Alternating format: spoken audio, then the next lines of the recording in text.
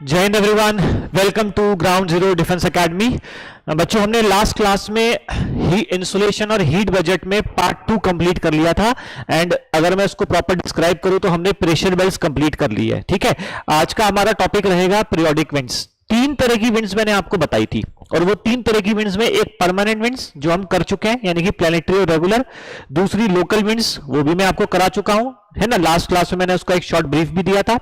आज का हमारा जो टॉपिक है it will be on third type of wind that is called as periodic wind. और इन्हीं पीरियोडिक विंड्स को हम क्या बोल सकते हैं, it is called monsoon winds. ठीक है, अब ये इसका क्या कंसेप्ट है मैं बिल्कुल स्क्रैच से शुरू करने वाला हूं। ठीक है, तो आप बहुत ध्यानपूर्वक से सुनिएगा। देखो बेटा, जब हम भारत की बात करते हैं,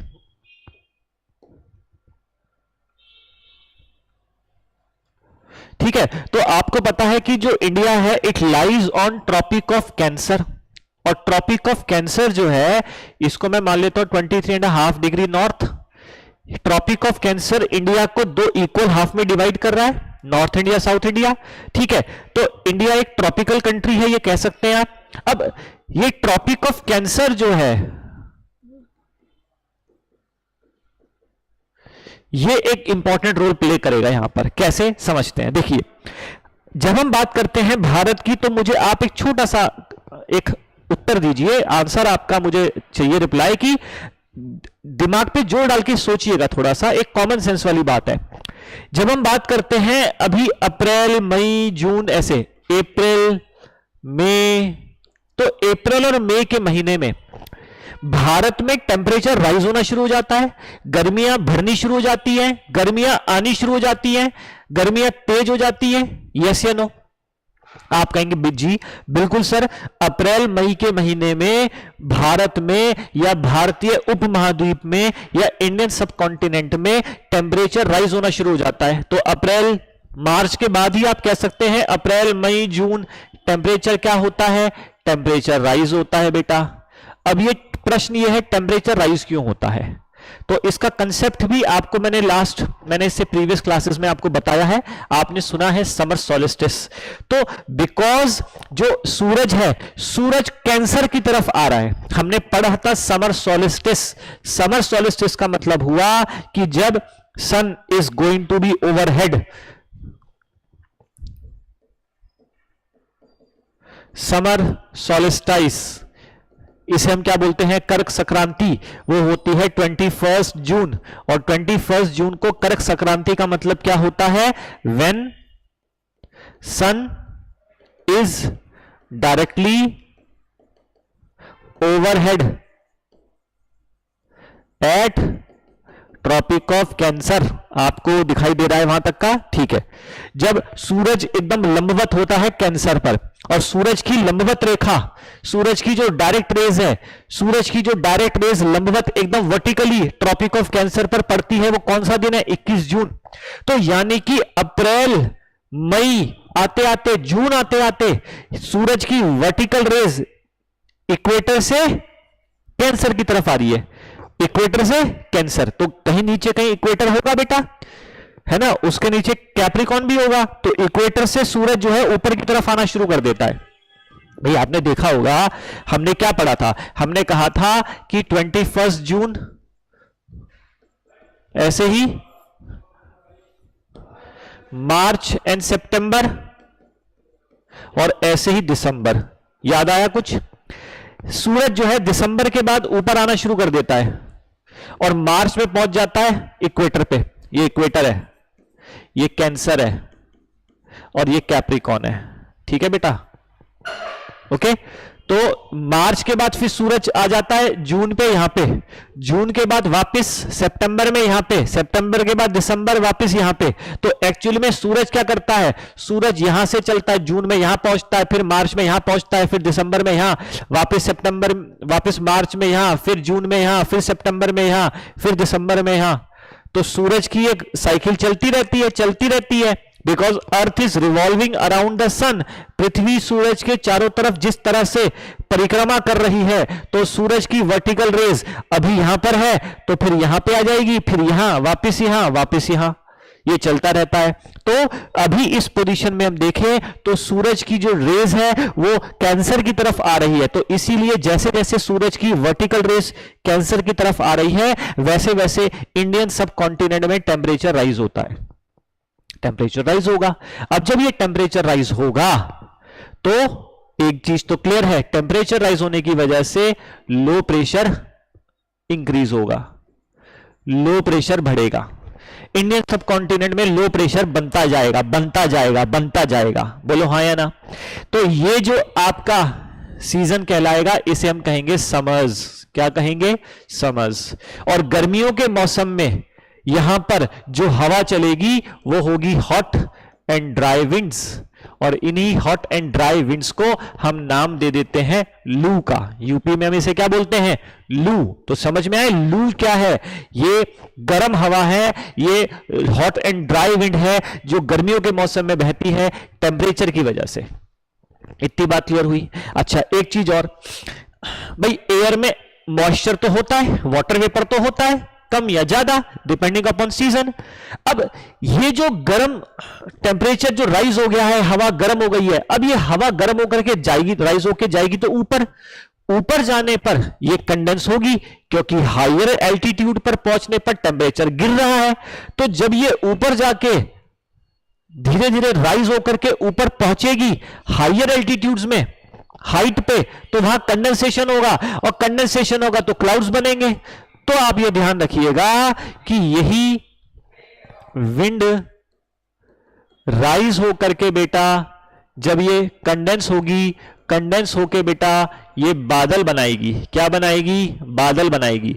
तो ये जो क्लाउड्स बनेंगे, so these clouds will be black grey in colour, this will be black grey in colour. तो यही ब्लैक ग्रे कलर के जो बादल हैं ये कभी कभी सेल्डम ड्रिजल कर देते हैं। ड्रिजल मतलब छुटपुट बारिश कर देते हैं, तो थोड़ी बहुत बूंदाबांदी कर देते हैं, कभी कभी थंडर कर देते हैं।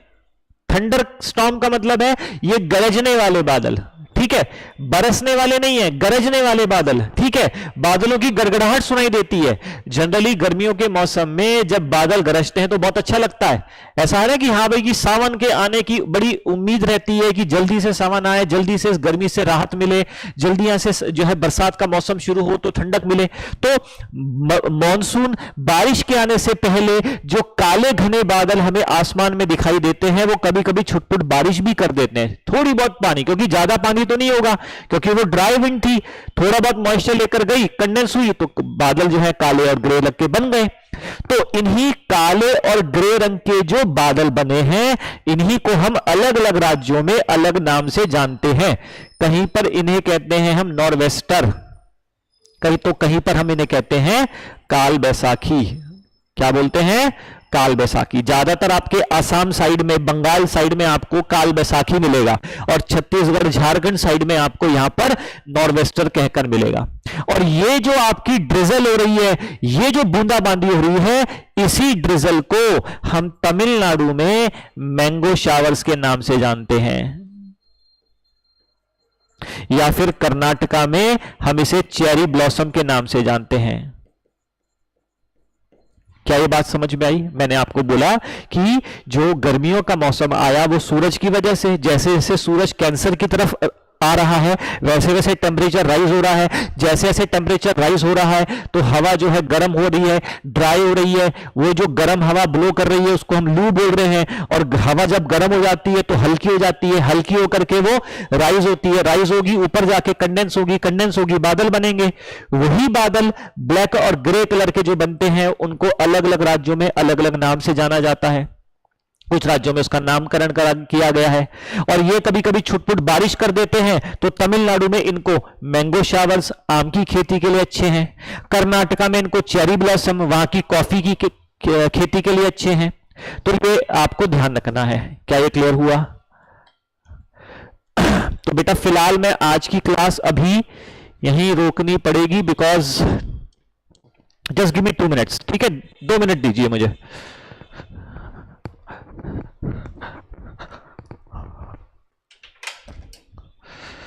यार यार ये यहाँ पे इन्वर्टर नहीं है क्या?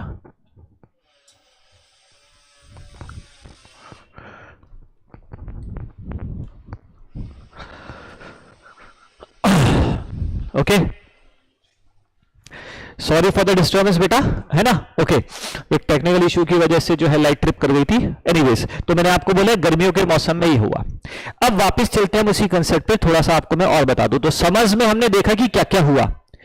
अब ये जो लो प्रेशर इंडियन सब कॉन्टिनेंट में क्रिएट हो गया था, तो आप मुझे जरा इस डायग्राम में बताएं जो अब बनाने वाला हूं। देखो ये आपका एक डायग्राम मैंने ऑलरेडी बनाया भी था यहां, देखो। अच्छा, अलग से बनाना पड़ेगा मुझे। ये कैंसर बेटा, ये इक्वेटर और ये कैप्रिकॉन मान लो आप।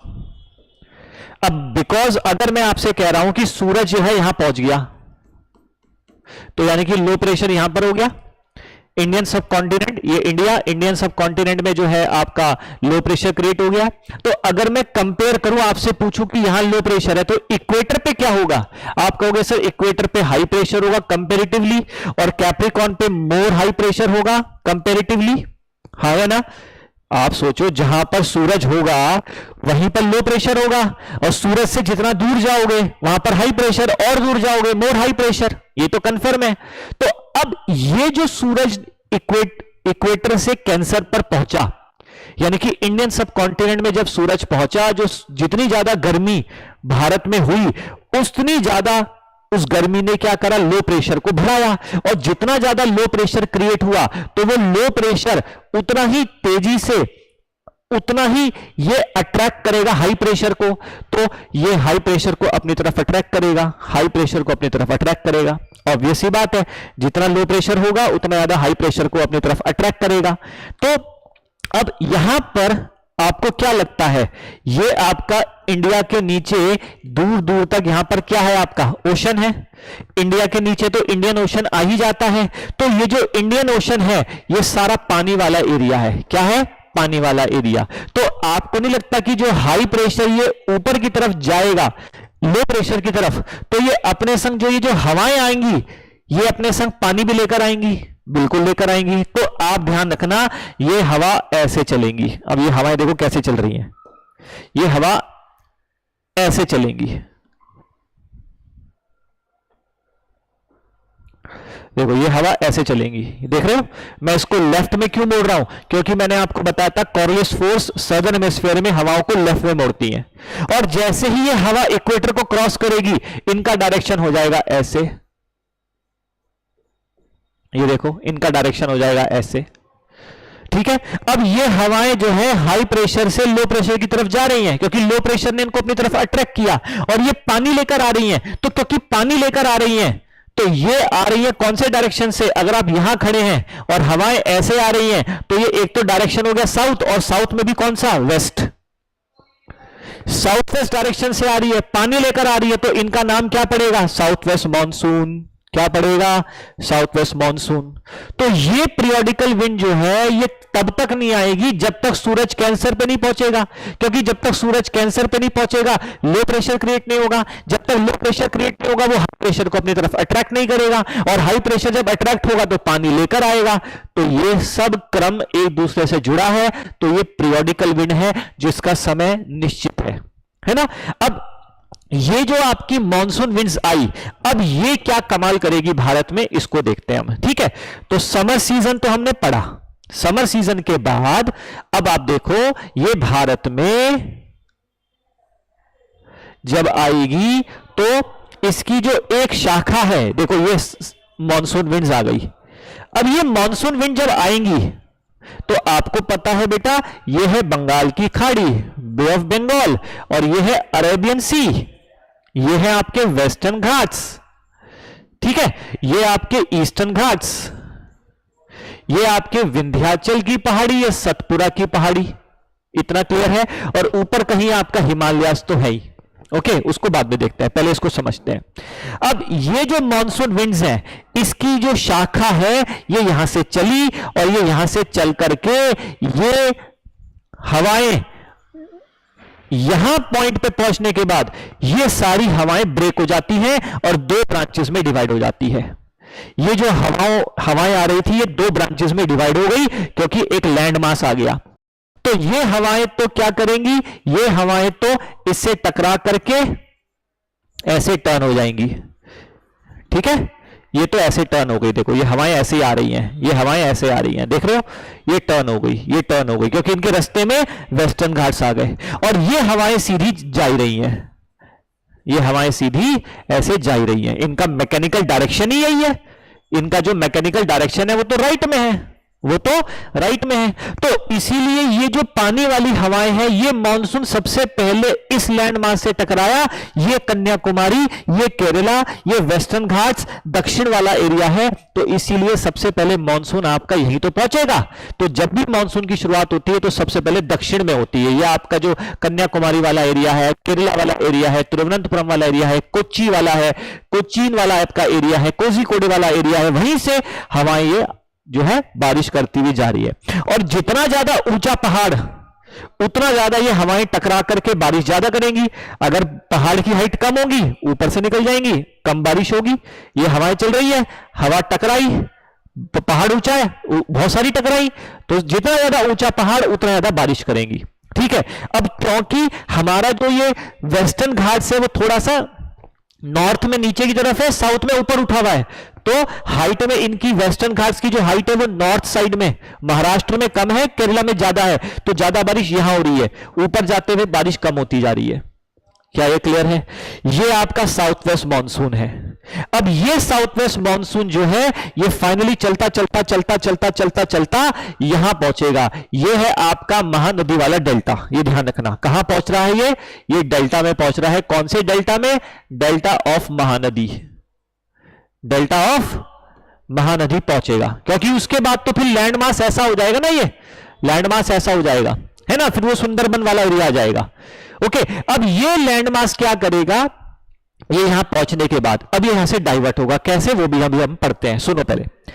उससे पहले आप नीचे की एक कंडीशन देखना, मैं यहां पर एक चीज आपको बता रहा हूं। देखो, ये आपका तमिलनाडु वाला एरिया है, दिस इज तमिलनाडु, ठीक है।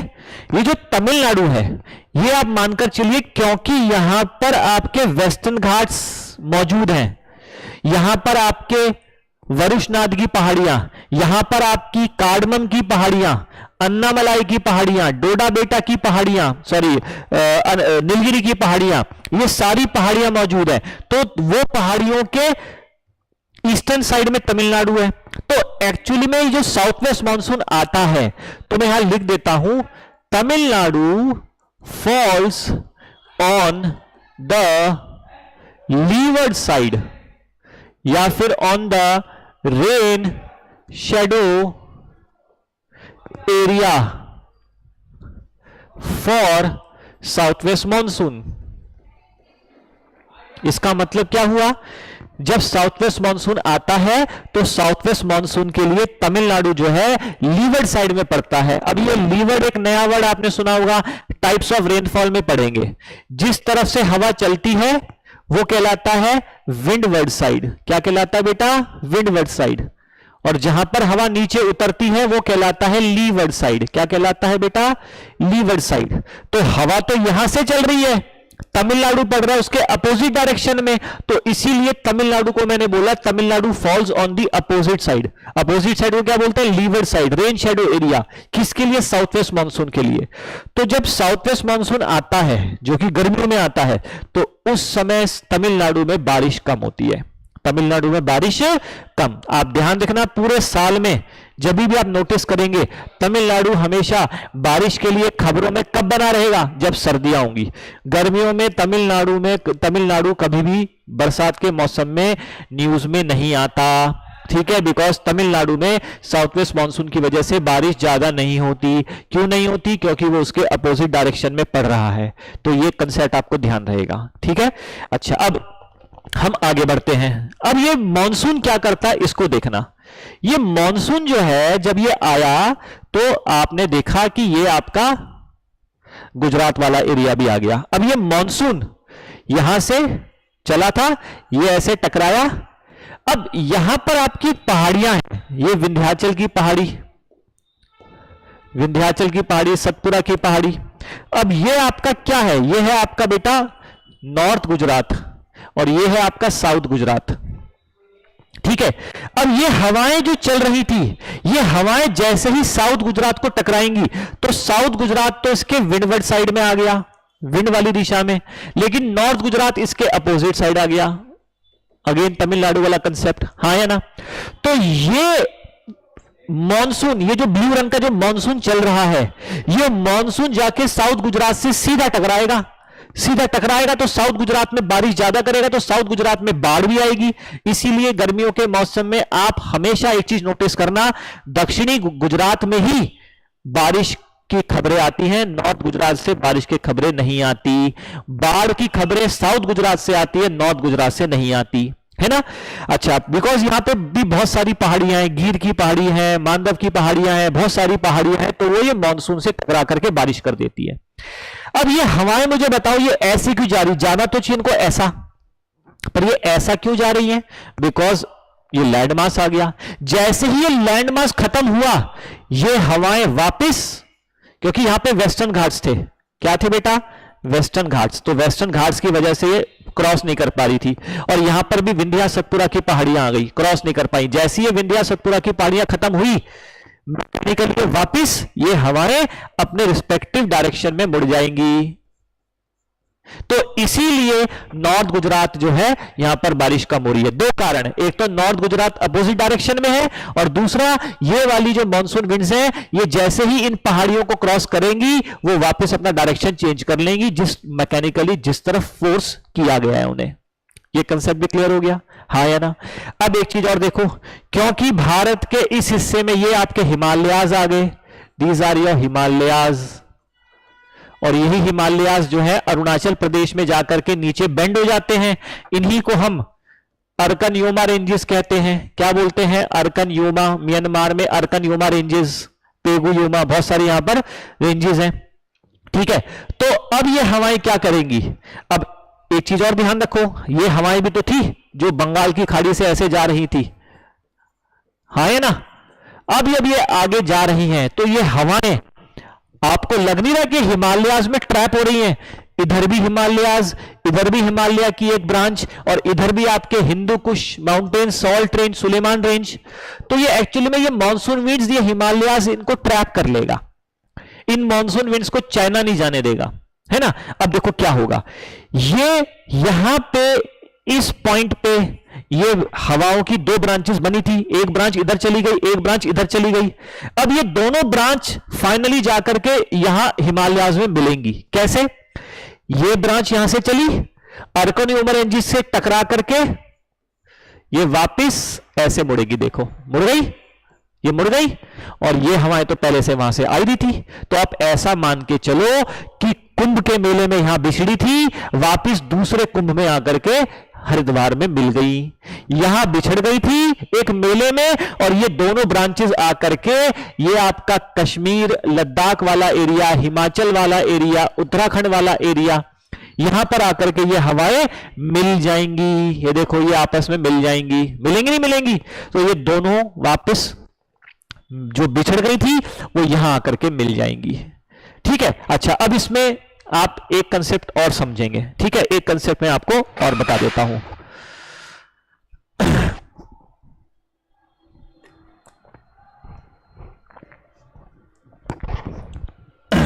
ध्यान देना, देखो यहां पर आपको एक चीज पता होगी, ये मेघालय वाला एरिया पड़ता है यहां पर। यहां क्या पड़ता है? मेघालय। अब ये जो मेघालय है, जो ग्रीन वाला मेघालय है, तो मेघालय में बेटा यहां पे गारो, खासी और जैंतिया नाम की जो पहाड़ियां पड़ती हैं, ये एक फनल शेप में है। कैसी शेप में है? फनल शेप में। तो फनल शेप में होने की वजह से जो हवाएं यहां से पानी लेकर के आगे बढ़ रही हैं, वो हवाओं में से जितनी हवाएं इस गारो, खासी, जैंतिया नाम की पहाड़ियों के अंदर जाएंगी, वो वहीं ट्रैप हो जाएंगी, वो बाहर तो आ नहीं पाएंगी। तो इसीलिए इस एरिया में बहुत ज्यादा बारिश होगी। तो यही मेघालय वो राज्य है, और इसी राज्य में एक जगह है मौसिनराम, या फिर आप एक जगह सुनते हो चेरापूंजी। ये ऐसी जगह है जहां पर वर्ल्ड की सबसे ज्यादा बारिश होती है। और वर्ल्ड की सबसे ज्यादा बारिश यहां पे क्यों होती है, उसके दो कारण हैं। पहला कारण, मेघालय में ये गारो खासी जयंतिया की पहाड़ियां फनल शेप में हैं। और दूसरा कारण, इन हवाओं को लगातार पीछे बंगाल की खाड़ी से फ्यूल मिलता जा रहा है, यानी कि पानी मिलता जा रहा है। और पानी लगातार पीछे से प्रोवाइड होता जा रहा है, तो इसको पानी की कमी नहीं होने दे रहा है। क्या ये क्लियर हुआ? तो मैं छोटे छोटे कंसेप्ट्स आपको इस मॉनसून में बता रहा हूं, ये बहुत ध्यान से सुनिएगा, ठीक है। अब ये हवाएं फाइनली इधर से मुड़ करके, इधर से चल करके पहुंच रही है उत्तराखंड हिमाचल की पहाड़ियों पे। और आप मुझे बताएं, उत्तराखंड हिमाचल की पहाड़ियों पे, पहाड़ पे तो वैसे ही टेम्परेचर होता है कम, कंडेंसेशन होता है ज्यादा, ऊपर से इधर से भी पानी वाली हवाएं आ रही हैं, इधर से भी पानी वाले हवाएं आ रही हैं। पानी की बाल्टी यहां से भी आ रही है, पानी की बाल्टी यहां से भी आ रही है। आप ऑलरेडी पानी की बाल्टी लेके बैठे हुए थे, नहा रहे थे, उधर से मम्मी एक पानी की बाल्टी लेकर आई, उधर से पापा पानी की बाल्टी लेकर आ गए। इतना सारा पानी जब आपके ऊपर डालेंगे तो आप समझें कि इतना सारा पानी आकर के जब उत्तराखंड और हिमाचल की पहाड़ियों में इकट्ठा होगा तो ये क्लाउड्स जो हैं ये भी तो सैचुरेट हो जाएंगे, ये भी तो पानी को संभालने के लिए इनके पास एक कैपेसिटी है। और जब ये कैपेसिटी पूरी हो जाएगी तो ये क्या करेंगे, वो एक्स्ट्रा पानी सारा नीचे पोर डाउन कर देंगे। भाई जो बारिश 2 दिन में होनी थी, मानो वो 2-4 घंटे के अंदर ही हो गई। तो इतना सारा पानी एक साथ जब पड़ता है, जिसे हम मूसलाधार बारिश कहते हैं, very very very very heavy downpour of rainfall, बहुत तेज बारिश, लंबे समय में होने वाली बारिश बहुत कम समय में अगर हो जाए तो उसी को हम कहते हैं क्लाउड बस्ट। तो एक क्लाउड बस्ट का एक कंसेप्ट आपको अलग से ध्यान रखना है, ठीक है। क्या बोला मैंने? Cloud burst. तो क्लाउड बस्ट का मतलब इट्स नथिंग बट बहुत तेज मूसलाधार बारिश होने को ही हम कहते हैं क्लाउड बस्ट, ठीक है। तो ये जो क्लाउड बस्ट वाला कंसेप्ट है, ये हमेशा आपने पहाड़ों पर ही क्यों सुना है? क्योंकि पहाड़ों पर ही आपका ये पॉसिबल है, या फिर एक जगह और है, इक्वेटोरियल एरिया, वहां कन्वेक्शन रेनफॉल जो होती है वो भी बहुत ज्यादा बारिश होती है। तो क्लाउड बस्ट या तो आपको मिलेगा इक्वेटर पे या आपको मिलेगा माउंटेन्स पर, ठीक है। कभी मैदानी इलाकों में आप नहीं सुनते क्लाउड बस्ट। तो यहां मॉनसून के द्वारा मैंने आपको 2 कंसेप्ट्स बताए। मैंने कुछ, इनफैक्ट पहला कंसेप्ट मैंने आपको तमिलनाडु वाला बताया, एक कंसेप्ट मैंने आपको नॉर्थ गुजरात साउथ गुजरात वाला बताया, एक मैंने आपको मेघालय वाला बताया, एक मैंने क्लाउड बस्ट वाला बताया। क्या ये क्लियर हुआ? अच्छा, ये हवाएं भी ध्यान रखना, ये जो मॉनसून विंड्स हैं, क्योंकि वेस्टर्न घाट्स में पासेस हैं, क्या है? पासेस, दर्रे। तो ये हवाएं उन दर्रों से निकल करके भी हवाएं अंदर भारत के इंटीरियर इलाकों में भी करनी शुरू कर देती है ना। तो यहां से हवा, जहां हवाओं को रास्ता मिलता है वो हवाएं वहां बारिश करती हैं। ऐसे ये विंध्याचल और सतपुड़ा के बीच में, सतपुड़ा के साउथ में, जैसे से जहां जहां रास्ता मिलेगा ये हवाएं बारिश करती हुई जाएंगी। क्या ये क्लियर हुआ? कोई दिक्कत? अब एक छोटा सा कंसेप्ट और रह गया है, वो मैं आपको नेक्स्ट क्लास में बताऊंगा कि आखिरकार हमने समर्स, गर्मियां पढ़ी, भारत में समर्स आए, भारत में मॉनसून सीजन आ गया। अब भारत में जब सर्दियों का मौसम आता है वो क्यों आएगा, और सर्दियों के मौसम में बारिश कैसे होगी भारत में? भारत में सर्दियों के मौसम में भी बारिश होती है, कम होती है लेकिन होती है। वो बारिश कहां से आती है, क्यों आती है, कैसे आती है, वो मैं आपको अगली क्लास में बताऊंगा। तो आई थिंक सो यहां आज मैंने आपको जो मॉनसून विंड्स कराई है वो आपको अच्छे से क्लियर हुई होगी। चाहो तो आप मेरी वीडियो को दोबारा से रिपीट जो है रिवाइंड करके दोबारा 2 से 3 बार आप देखो, ब्रेक लेकर के आप उसको देख सकते हैं, नोट करें। कोई भी कंफ्यूजन है आप कमेंट बॉक्स पर मुझे लिख कर दें, आप कहोगे तो मैं और बेहतर तरीके से इसको दोबारा भी आपके लिए बनाकर अपलोड कर सकता हूं, ठीक है।